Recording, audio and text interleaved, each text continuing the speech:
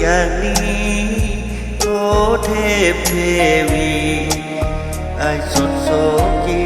ยามน้องนี้มาห่างไกลไอ้ก็อยากกันน้ำตาให้มันไหลมาไหลมาไหลมาท่วมหัวใจโอ้ยอดสามวัยไอ้บ่อยากไปจากน้องแม้วินาทีหัวใจไอ้แทบจะหยุดเต้นเมื่อเห็นน้องมาห่างนี้อีกยังจะเกินหรือยังจะปีน้องจึงจะมาอีกคนแม่น้องหมดความเห็นใจ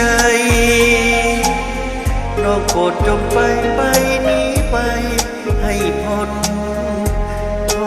เอ๋ยหน้ามนแม่นบอกกังวลอย่างน้อยก็คิดปราณี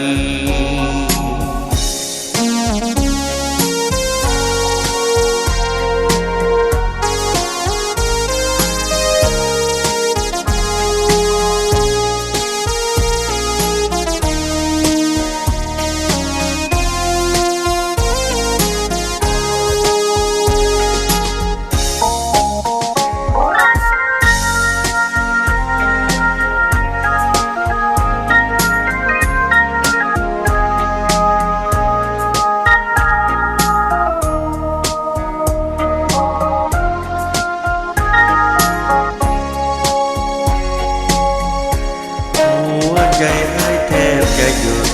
เต้นเมื่อเห็นน้องมาห่างนี้อีกยังจะเดือนหรือยังจะปีน้องจึงจะมาอีกคนแม่น้องหมดความเห็นใจน้องโปรดจงไปหนีไป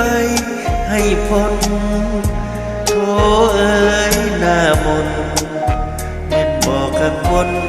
อย่างน้อยก็คิดปานี